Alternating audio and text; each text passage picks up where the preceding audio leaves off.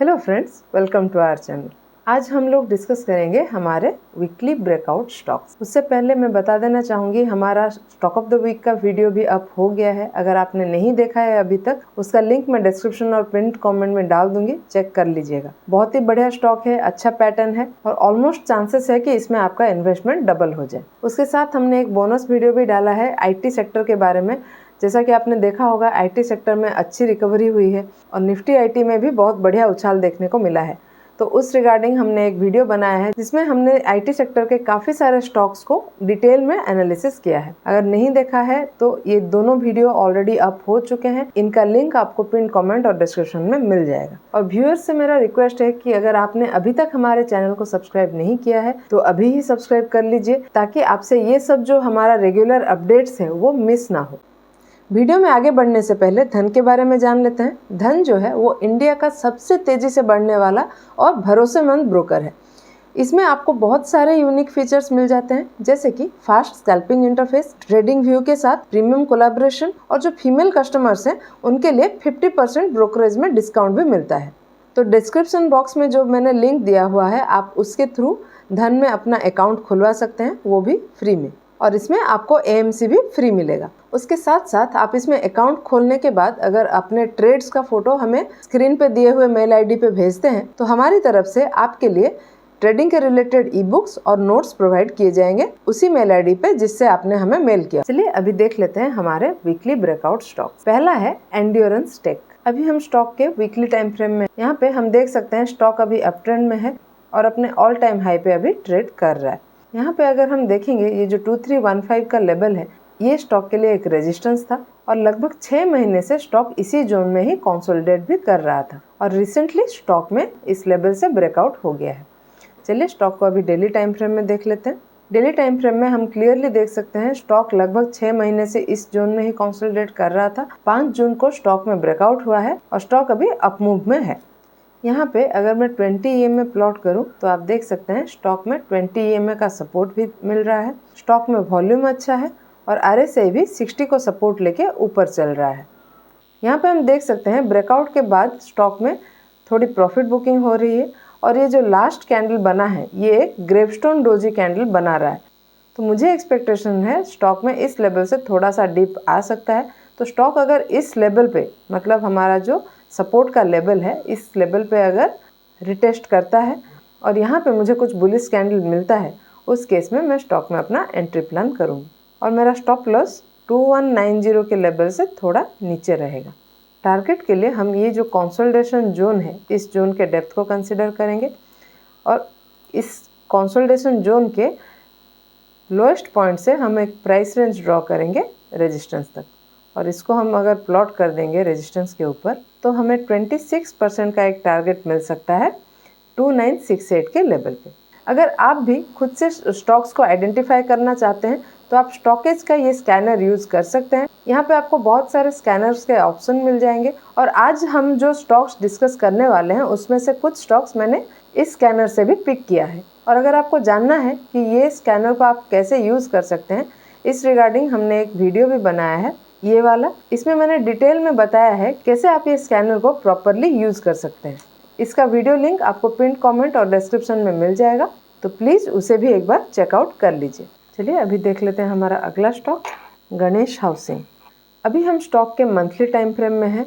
यहाँ पे आप देख सकते हैं ये जो 565 का लेवल है, ये स्टॉक के लिए एक रेजिस्टेंस था और स्टॉक 2008 के बाद से इसी लेवल पे ही कंसोलिडेट कर रहा था और करीब 16 ईयर के लंबे कंसोलिडेशन के बाद स्टॉक में जनवरी 2024 को इस लेवल से ब्रेकआउट हुआ है और स्टॉक अपना अपमूव अभी कर रहा है और स्टॉक अभी अपने ऑल टाइम हाई पे ट्रेड कर रहा है।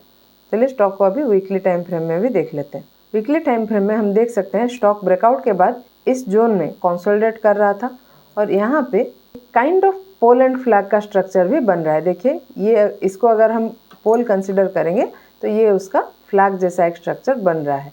यहाँ पे अगर मैं एक ट्रेंड लाइन ड्रॉ करूँ तो आप देख सकते हैं इस हफ्ते इस ट्रेंड लाइन से भी स्टॉक में ब्रेकआउट हो गया है। चलिए स्टॉक को डेली टाइम फ्रेम में देख लेते हैं। डेली टाइम फ्रेम में हम एक और ट्रेंड लाइन ड्रॉ करेंगे। देखिए यहाँ से यहाँ तक स्टॉक कंटिन्यूसली इस ट्रेंड लाइन को सपोर्ट ले रहा है। देखिए यहाँ पे और यहाँ पे भी इस ट्रेंड लाइन पे सपोर्ट लेने के बाद ही स्टॉक अपना अपमूव चालू किया है और अभी स्टॉक में ये जो एक नैरो रेंज जैसा जोन बन रहा था, इस जोन से भी ब्रेकआउट हो गया है। अगर हम देखेंगे तो लास्ट ट्रेडिंग सेशन का वॉल्यूम काफ़ी अच्छा है और RSI भी 60 से ऊपर चला गया है। चलिए इसमें अभी एंट्री कैसे करना है वो देख लेते हैं। देखिए लास्ट जो हमारा कैंडल बना है ये ऑलरेडी 13% का बन गया है। तो नॉर्मली अगर मुझे यहाँ पे एंट्री करना हो तो मैं स्टॉक में थोड़ा सा रिटेस्ट के लिए वेट करूँगी और स्टॉक अगर यहाँ पे रिटेस्ट करता है और स्टॉक में अगर कुछ बुलिश सिग्नल मिलता है तो मैं यहाँ पे अपना एंट्री प्लान करूँगी।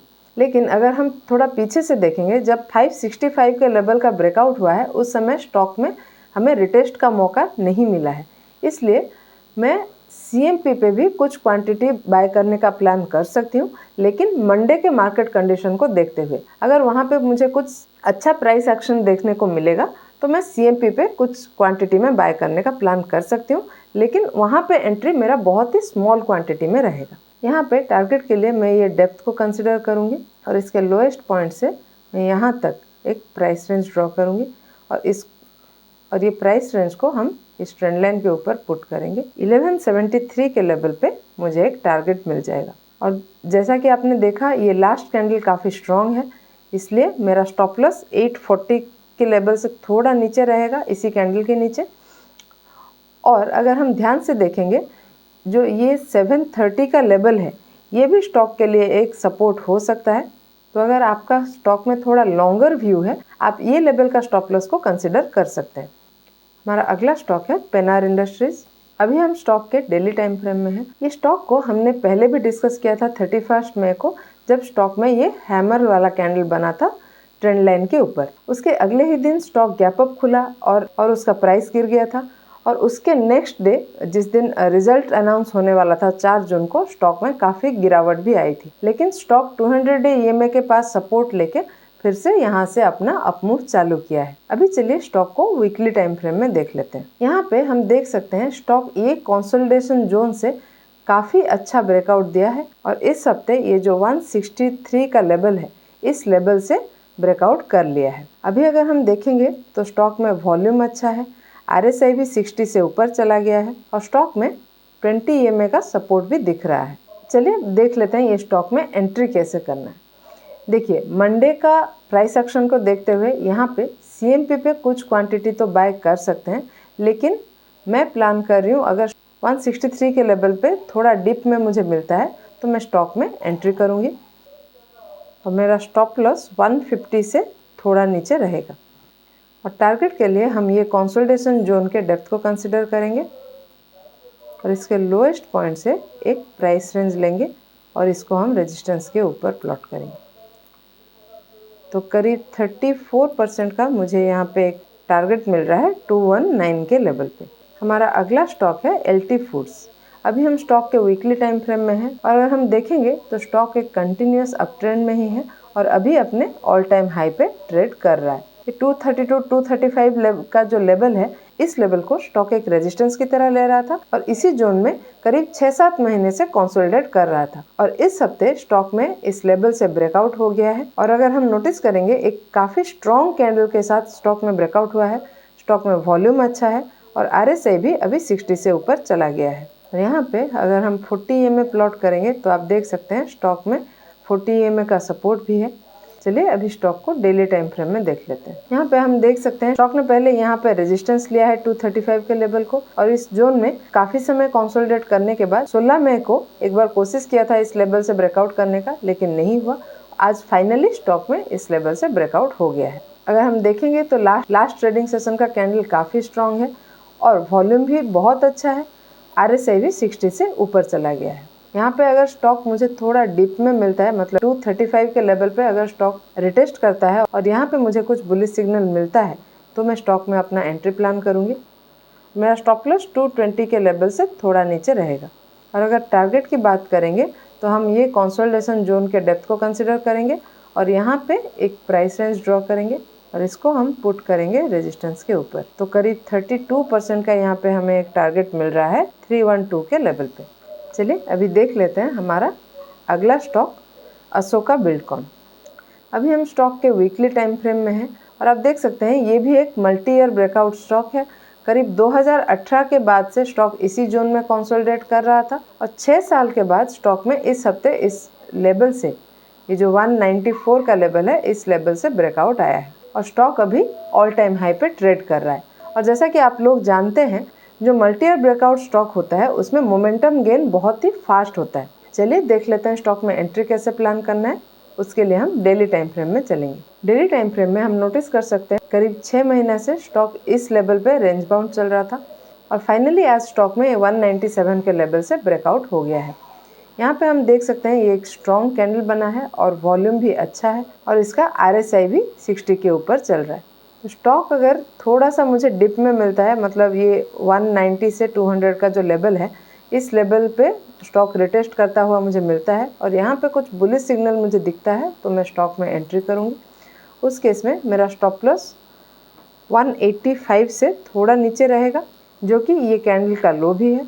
और टारगेट के लिए हम ये कंसोलिडेशन जोन का डेप्थ को कंसिडर करेंगे और यहाँ पे एक प्राइस रेंज ड्रॉ करेंगे और उस प्राइस रेंज को अगर हम रेजिस्टेंस के ऊपर पुट करेंगे तो हमें 28% का एक टारगेट मिल रहा है 253 के लेवल पे। अगर ये अचीव हो जाता है स्टॉक में तो यहाँ पे और बड़ा टारगेट भी मिल सकता है, क्योंकि ये एक मल्टी ईयर ब्रेकआउट स्टॉक है। ध्यान में रखें, ये हमारी तरफ से कोई भी बाइंग या सेलिंग का सजेशन नहीं है।